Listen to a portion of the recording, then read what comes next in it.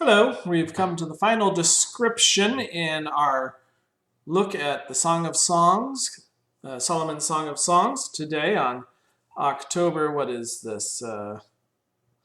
October, yeah, it is October.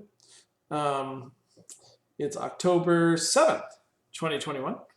We're looking at the 7th chapter of Psalms, verses 2 to 10. And in this, Solomon describes the Shulamite woman, his wife. It is right after he has found her and they've ridden in his chariot.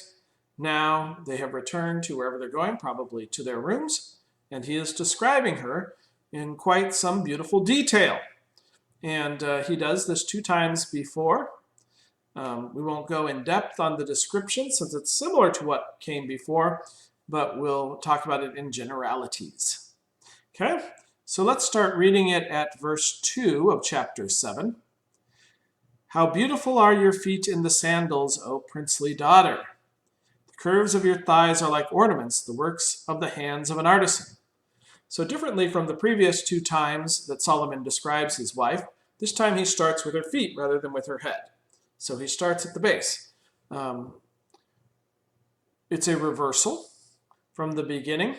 Now that they're married, perhaps he starts there, and for whatever reason, perhaps because they're more intimate now, and he starts with her feet. He knows her so well that he starts there rather than starting at the top, because they know each other so well. It might be also that the writer of the Song of Songs is showing us that it's a close. It opens this way and it closes this way. So you have those feelings as you go through the book. But anyway, he starts at her feet. Oh, princely daughter. So when in the first description, she was kind of a peasant who became a princess. Now she's a princely daughter. So he starts with her. Then he goes to her thighs, that they were created by the work of an artisan, the work of God. So they're beautiful, given to him by God's beauty. And then it skips up to your navel is a round bowl. May it never lack mixed wine. Kind of a strange phrase. Drinking out of a belly button would be odd. The image here is not actually of pouring wine into a belly button.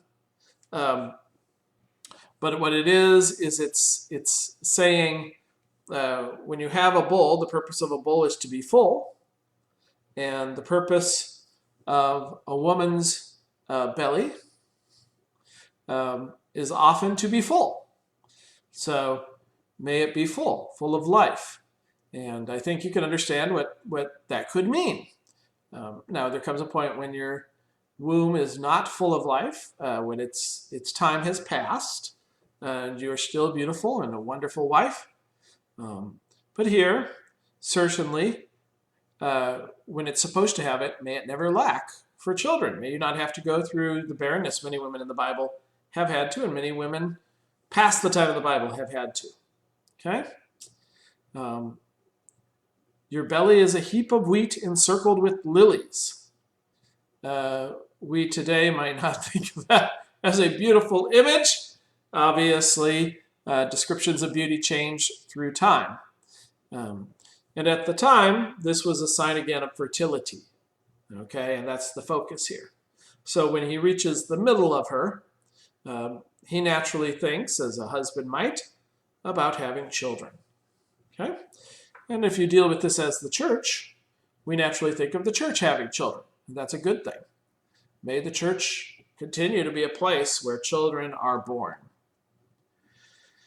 Now he moves up. Your 2 breasts are like 2 fawns, twins of a gazelle. Okay, we'll just leave that there.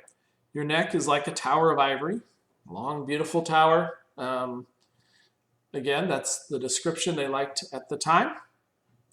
Your eyes are pools in Heshbon by the gate, daughter of nobles.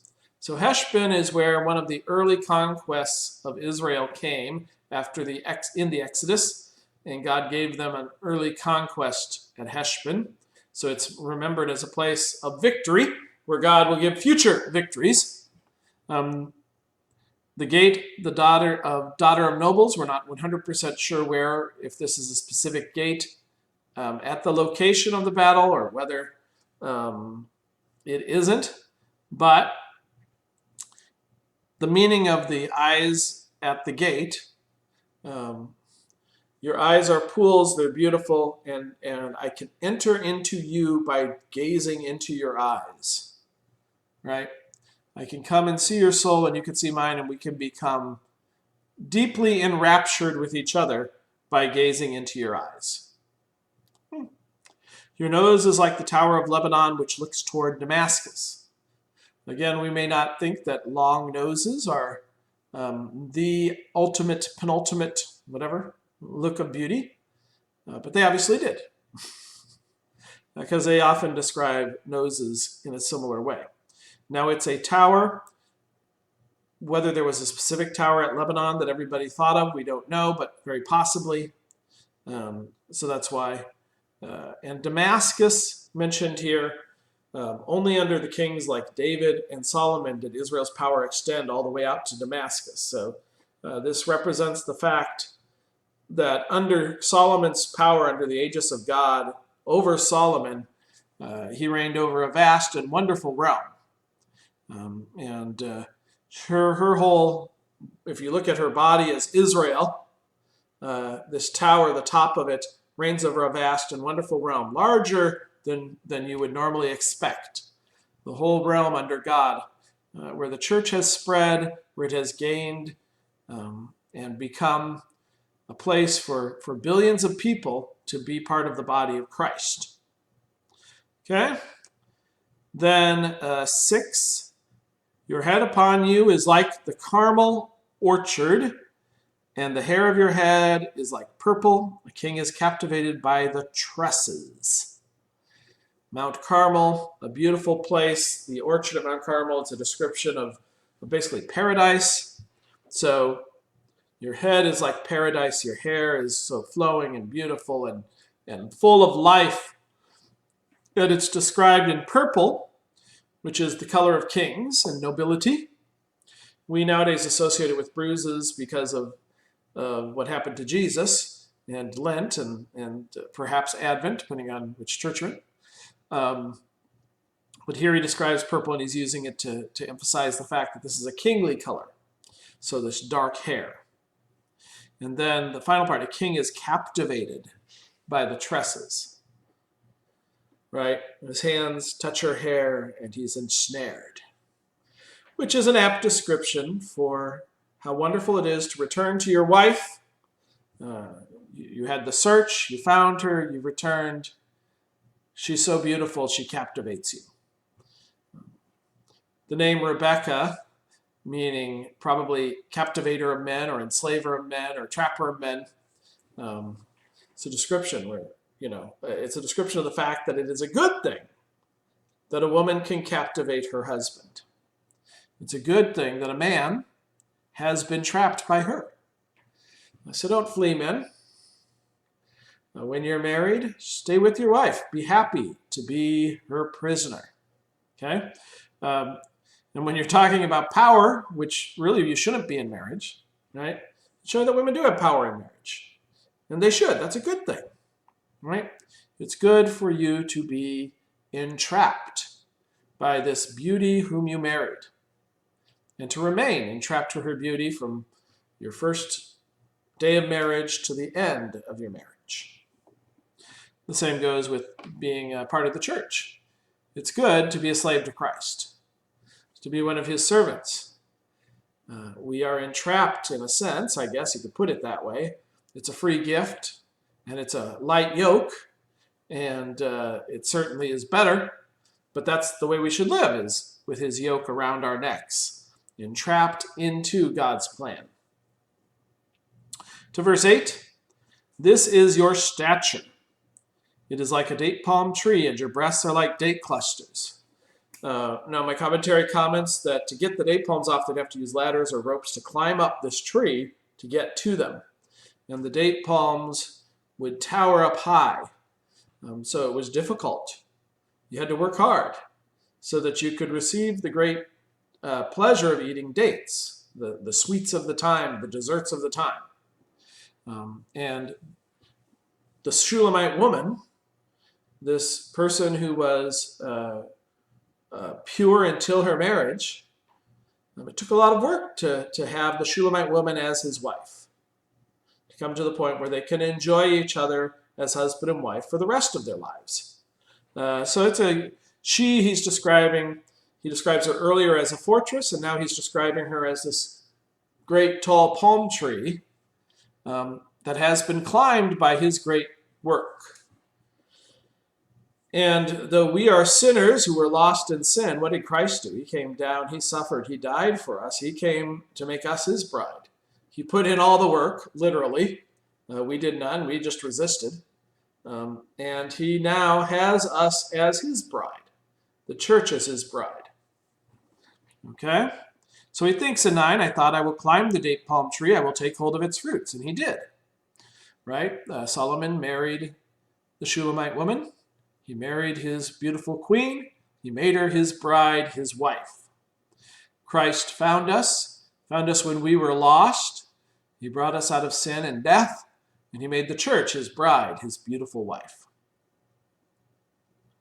For now may your breasts be like clusters of the vine, and the fragrance of your nose is like the apples.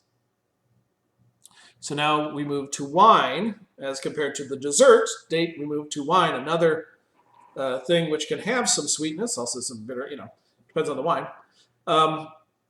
But the wine is often used in this psalm, in this song, as describing the intoxication of love. Okay? And so now he's describing her as how intoxicating she is and how wonderful their love is, how it changes how he sees the world. Right? She smells of apples. She is like the fruit of the vine. The whole world changes in her presence. And when he's around her, he is delighted. And the whole world changes in the presence of the church. Because we bring with us, Christ. Okay? All right. Your palate is like the best wine. And then it switches to the Shulamite woman, flowing to my lover rightly.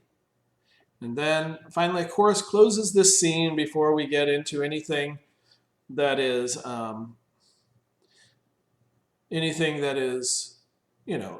not what we should be seeing. It's sensitive. It's between a husband and a wife, trickling over the lips of sleepers. So your palate is like the best wine. He's kissing her. He's intoxicated by her. The whole world is better. He views the world differently.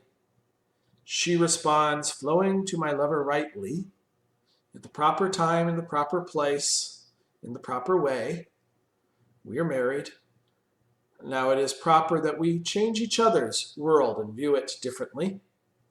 And then the scene closes very nicely with the chorus, trickling over the lips of sleepers. So your palate, your breath, this intoxication. And now the two rest, and they rest together to awake on a new day to do those things that husband and wives do on a new day. Okay? And that is the close of 7, verses 2 to 10. Christ describes the church as beautiful. He seeks her out and makes her his beautiful wife. And then our view of the world changes, because we are in the presence of the Lord. Because now we have a new life. And then we rest to awaken on the 8th day, that's a reference to creation, to do the work of God. And we will close there.